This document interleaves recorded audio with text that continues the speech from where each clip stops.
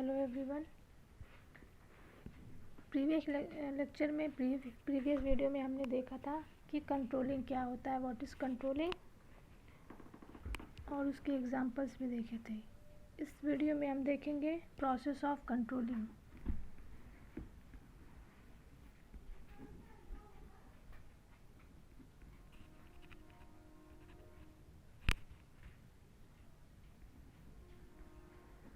What is the process of controlling. Controlling का process क्या होता है, कौन कौन से स्टेप्स फॉलो किए जाते हैं कंट्रोलिंग करने के लिए। ठीक है, जैसा कि हमने डेफिनेशन में देखा था, what is controlling. Controlling is one of the managerial function like planning, organising, directing and staffing, and it is an important function because it helps to check the error. ठीक है, कंट्रोलिंग क्या होता है, controlling is helps to check the error and to take corrective actions so that deviation from standards are minimise. ठीक है, तो process of controlling हम कैसे करेंगे, कंट्रोलिंग के दौरान हम क्या क्या कौन कौन से स्टेप्स फॉलो करेंगे। तो हम पहला स्टेप है हमारा, इसको एक हायरार्की की तरह भी हम बना के देख सकते हैं, बट हम स्टेप बाय स्टेप चलते हैं। Setting standard.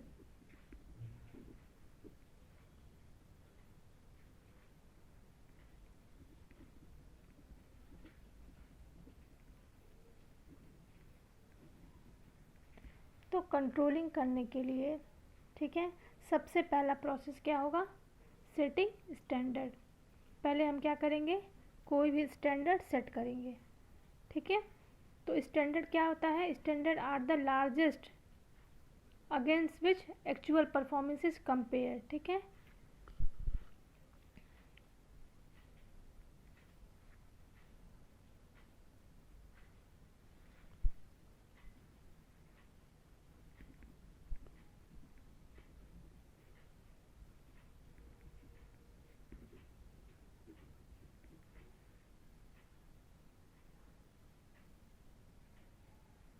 ठीक है, टारगेट्स अगेंस्ट विच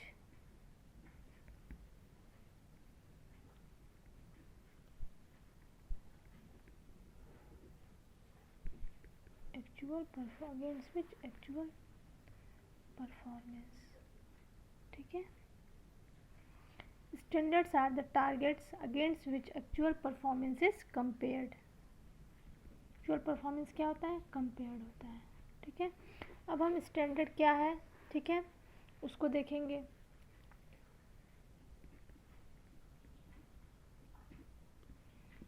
स्टैंडर्ड्स कितने तरीके के हो सकते हैं। ठीक है, हम कोई भी स्टैंडर्ड कैसे डिसाइड करेंगे, कैसे सेट करेंगे। तो पहले हम जानते हैं स्टैंडर्ड्स कितने तरीके के होते हैं। स्टैंडर्ड दो तरीके के होते हैं, एक तो हो सकता है आपका quantitative and second is qualitative. ठीक है, क्वांटिटेटिव क्या हो गया, जैसे कि आपका सेल्स टारगेट हो गया, ठीक है, प्रोडक्शन टारगेट हो गया, ये सब हम क्वांटिटी में मेजर कर सकते हैं। ठीक है, इसका क्वांटिटेटिव मेजरमेंट पॉसिबल है। क्वालिटेटिव क्या होता है, ये बहुत टफ होता है इसको पता करना, क्योंकि this is not based on the quantity, हम इसको क्वांटिटी में मेजर नहीं कर सकते हैं। ठीक है, तो क्वालिटेटिव स्टैंडर्ड्स क्या हमारा हो सकता है, कस्टमर सेटिस्फैक्शन,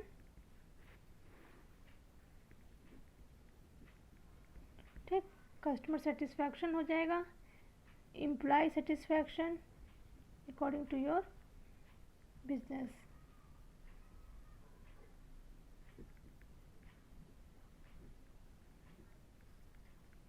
क्या है, क्वालिटेटिव हो गया हमारा कस्टमर सेटिस्फैक्शन, एम्प्लॉय सेटिस्फैक्शन। ठीक है, तो सबसे पहले हम सेट करेंगे अपना स्टैंडर्ड, पता करेंगे व्हाट इज़ द स्टैंडर्ड। ठीक है, कंट्रोलिंग करने के लिए तो हम देखते हैं कि स्टैंडर्ड हमारा क्वांटिटेटिव है या क्वालिटेटिव है। ठीक है, क्वांटिटेटिव अगर होगा तो हो सकता है कोई सेल्स टारगेट हो, कोई प्रोडक्शन टारगेट हो, ठीक है, जिसको हम क्वांटिटी में मेजर कर सकते हो।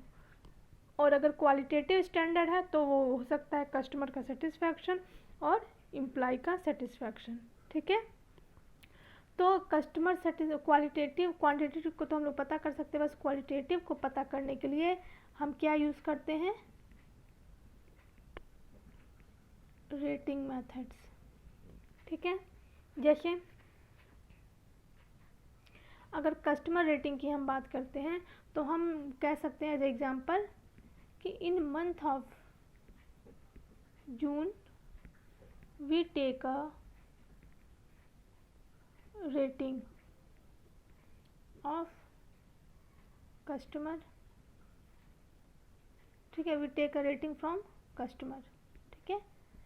जून के मंथ में हम कस्टमर की जो रेटिंग थी वो लिए, ठीक है, will take a rating of customers out of 5, ठीक है, कि 5 में उसे कितनी रेटिंग्स मिलती है। तो अगर हमने देख लिया कि रेटिंग हमें मिली है 3.8, ठीक है, कस्टमर की रेटिंग हमारे प्रोडक्ट के लिए, हमारी चीज़ों के लिए, हमारे ऑर्गेनाइजेशन के लिए क्या रेटिंग मिली है 3.8 आउट ऑफ 5, ठीक है। तो ये 3.8 क्या हो गया, एक तरीके से हमारा स्टैंडर्ड हो गया, ठीक है, कि 3.8 हमें रखना है या उससे ज़्यादा ही हमें लेना होगा। तो हम देखते हैं ऑन द मंथ ऑफ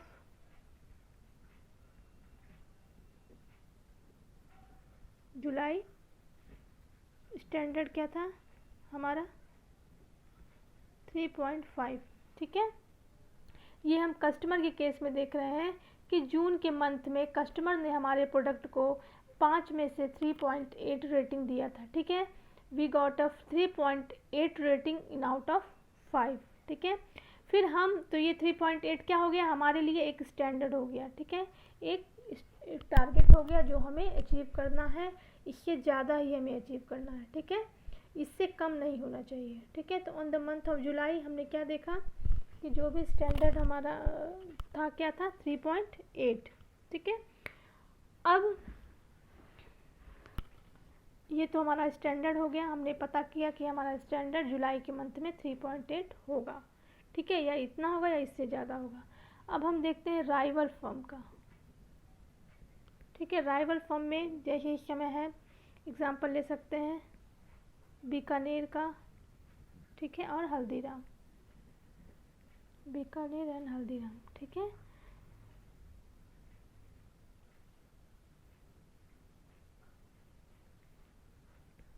इसकी रेटिंग मान लीजिए बीकानेर की 3.4 है, और तो ये भी क्या चाहेगा हल्दीराम की, इसकी भी रेटिंग 3.4 ही हो या उससे ज़्यादा हो, ठीक है। तो अगर हम देखते हैं कि हल्दीराम का रेटिंग कितना हो गया 4.81, ठीक है, 4.1, और इसका क्या हो गया 3.1, ठीक। तो हम यहाँ क्या देख रहे हैं कि जो हमारा स्टैंडर्ड था, हमारा स्टैंडर्ड क्या था 3.8 था, या हमारा स्टैंडर्ड हम मान लिए 3.8 था, ठीक है। अब हमारा ये स्टैंडर्ड हम जुलाई के मंथ में इस स्टैंडर्ड को अपने एक्चुअल से, अगर एक्चुअल में हमारी रेटिंग बीकानेर की आ गई 3.1, तो हम इसमें कंपेयर करके देखेंगे 3.1 से 8 किसे जो है कम है, ठीक है, जो हमारा इस समय मिला है, means standard is compared with actual. यहाँ पे क्या हो गया standard is compared with actual. तो यहाँ हम देखते हैं जो हमारा एक्चुअल परफॉर्मेंस है, एक्चुअल रेटिंग जो हमें कस्टमर से मिली है वो पहले के अकॉर्डिंग स्टैंडर्ड से कम है, यानी यहाँ पे डेविएशन है, ठीक है। और यहाँ पे क्या है हमारी जो एक्चुअल रेट से स्टैंडर्ड थी उससे एक्चुअल रेटिंग हमारी ज़्यादा है, यानी हम पॉजिटिव डेविएशन में हैं, यानी कोई एरर नहीं है, कोई प्रॉब्लम नहीं है, हम ग्रोथ के कंडीशन में हैं, ठीक है। ये यहाँ पे ये एग्जाम्पल होता है। तो पहला क्या होगा सेटिंग स्टैंडर्ड, पहले हम कोई भी कंट्रोलिंग करने के लिए first of all we will set a standard, ठीक है। स्टैंडर्ड हमारा क्वांटिटेटिव हो सकता है और क्वालिटेटिव हो सकता है, ठीक है।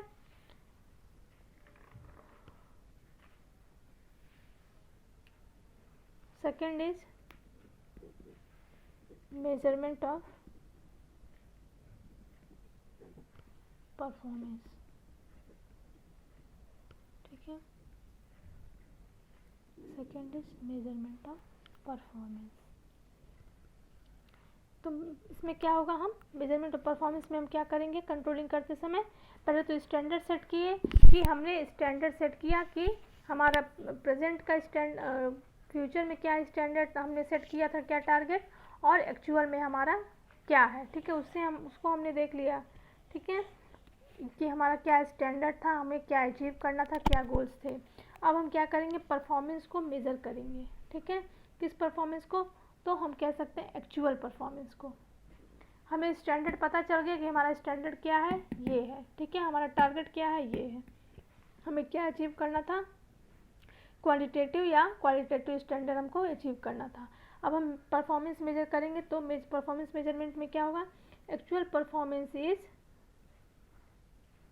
Performance of various department are measured. ठीक है, एक्चुअल परफॉर्मेंस ऑफ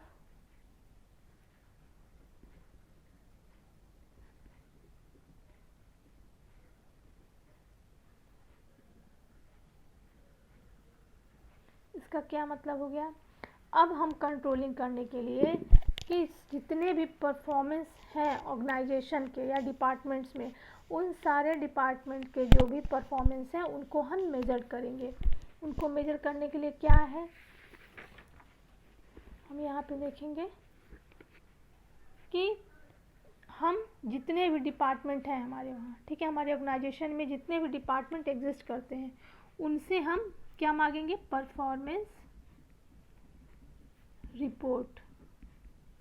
ठीक है, for measuring the performance of all department हम क्या करेंगे, we collect the performance report from every department, each and every department. ठीक है, तो परफॉर्मेंस रिपोर्ट में क्या होगा, विच टारगेट आर अचीव्ड,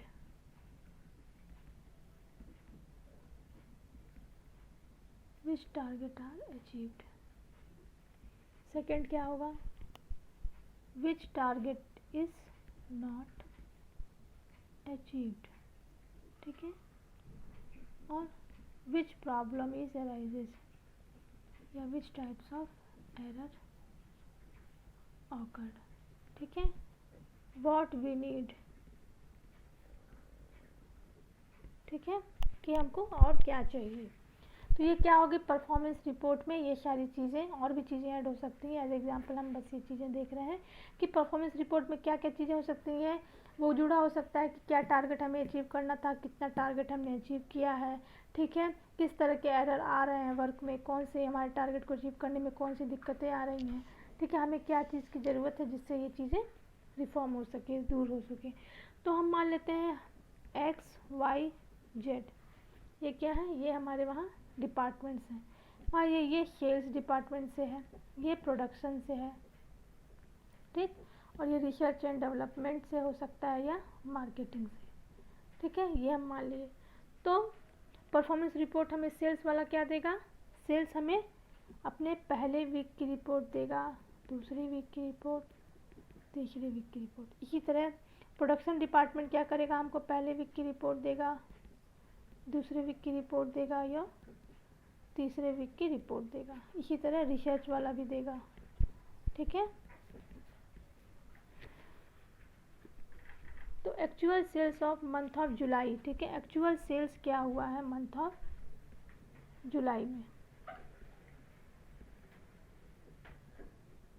तो इसको हमें सेल्स डिपार्टमेंट के जो भी पर्सन होगा वो हमको वीक 1, वीक 2, वीक 3 की सारी रिपोर्ट देगा कि कैसे कैसे क्या क्या चीज़ें, कैसे हमारा प्रोडक्ट सेल हुआ, नहीं हुआ, कितना हुआ। ठीक है, हमें क्या परफॉर्मेंस रही है, ये सारी। इसी तरह प्रोडक्शन डिपार्टमेंट, इसी तरह मार्केटिंग डिपार्टमेंट देगा। तो सेकंड हमारा क्या हो जाएगा कि मेज़रमेंट ऑफ परफॉर्मेंस। पहले हम सेकंड स्टेप में क्या पता करेंगे, परफॉर्मेंस को मेज़र करेंगे। परफॉर्मेंस रिपोर्ट मांगेंगे सारे डिपार्टमेंट से और देखेंगे क्या परफॉर्मेंस है, क्या रिपोर्ट्स हैं। फिर परफॉर्मेंस रिपोर्ट मतलब किससे रिलेटेड हो गया, हमारे एक्चुअल परफॉर्मेंस से हो गया। ठीक है, कि हमारा एक्चुअल में एक्चुअली परफॉर्मेंस है क्या। पहले हमने स्टैंडर्ड सेट किया, सेटिंग स्टैंडर्ड कि ये स्टैंडर्ड है, ये हमको अचीव करना है, और ये चीज़ें फ्यूचर में हमको इतनी रेटिंग, क्वांटिटेटिव क्वालिटेटिव इतनी रेटिंग चाहिए, इतनी हमको सेल चाहिए। फिर सेकंड में हमने क्या किया कि परफॉर्मेंस को मेज़र किया। फिर हमने देखा कि जो टारगेट, जो स्टैंडर्ड हमने बनाया था उसके अकॉर्डिंग परफॉर्मेंस हो रहा है कि नहीं हो रहा है। ठीक है, तो इसके रिगार्डिंग हमने सारे डिपार्टमेंट से एक परफॉर्मेंस रिपोर्ट मांगी। ठीक है, परफॉर्मेंस रिपोर्ट मांगने के बाद अब थर्ड हम लोग क्या करेंगे, we are comparing the comparison of standard and actual performance. ठीक है, स्टैंडर्ड और एक्चुअल परफॉर्मेंस को अब हम कंपेयर करेंगे थर्ड स्टेप में। तो this helps in finding deviation, हम एक्चुअल को स्टैंडर्ड से कंपेयर करेंगे, ठीक है, और ये पता करेंगे कि डेविएशन है या नहीं है, ठीक है। तो इन दोनों को कंपेयर करने के बाद हम लोग को क्या मिलेगा, डेविएशन। अब डेविएशन को जान लेते हैं कि जो डेविएशन यानी एरर भी बोल सकते हैं इसको, ठीक है। जो एरर मिला है वो कितने तरीके का हो सकता है, एक एरर हमारा पॉजिटिव हो सकता है और एक नेगेटिव हो सकता है। पॉजिटिव डेविएशन हम कैसे मानेंगे,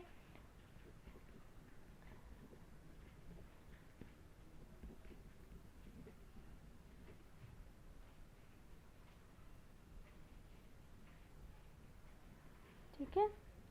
तो पॉजिटिव और नेगेटिव, पॉजिटिव डेविएशन क्या होगा, जब हमारा जो रिजल्ट होगा, जो एक्चुअल परफॉर्मेंस होगा, वो हमारे स्टैंडर्ड से अगर ज़्यादा होता है, ठीक है, तो ये पॉजिटिव डेविएशन होगा। अगर हमारे स्टैंडर्ड से हमारा एक्चुअल परफॉर्मेंस कम होगा तो ये नेगेटिव डेविएशन होगा। कैसे होगा, मान लीजिए हमने स्टैंडर्ड सेट किया था कि हम 10,000 यूनिट प्रोड्यूस करेंगे और एक्चुअल में हमने 12,000 यूनिट प्रोड्यूस किया, यानी ज़्यादा 2,000 हमने ज़्यादा प्रोड्यूस किया, तो 2,000 is a increment, it is a profit, ठीक है। 2,000 हमारा क्या है, प्रॉफिट है, ये हमारा पॉजिटिव डेविएशन है, यानी जो भी टारगेट हमने अचीव करना है वो हमारा टारगेट अचीव हो रहा है, उससे ज़्यादा ये हमें प्रॉफिट हो रहा है। नेगेटिव डेविएशन कब पता करेंगे, जब हमारा स्टैंडर्ड, यानी हमने अगर 10,000 सेलेक्ट किया था कि 10,000 यूनिट हमको प्रोड्यूस करना है, बट किन्हीं कारणवश जो भी डेविएशन आया हो, ठीक है, उसकी वजह से हमने केवल 8,000 ही यूनिट प्रोड्यूस किया, यानी यहाँ पे 2,000 क्या हो गया, हमारा माइनस में है, वी आर इन लॉस, ठीक है, हम 2,000 लॉस में हैं, तो ये हमारा नेगेटिव डेविएशन हो जाएगा, ठीक है। तो हम कंपेयर करते हैं स्टैंडर्ड और एक्चुअल को, कंपेयर करके हमें डेविएशन पता चलता है, वो डेविएशन हमारा पॉजिटिव भी हो सकता है और नेगेटिव भी हो सकता है, ठीक है। अब हम आगे ये देखेंगे कि जो कुछ डेविएशंस ऐसे होते हैं जिनको हम नेगलेक्ट कर सकते हैं, या वो डेविएशन आएंगे ही आएंगे, आपके जो भी स्टैंडर्ड आप सेट करेंगे उसमें वो डेविएशन आएगा ही, ठीक है। तो एक माइनर डेविएशन हो सकता है और एक मेजर डेविएशन।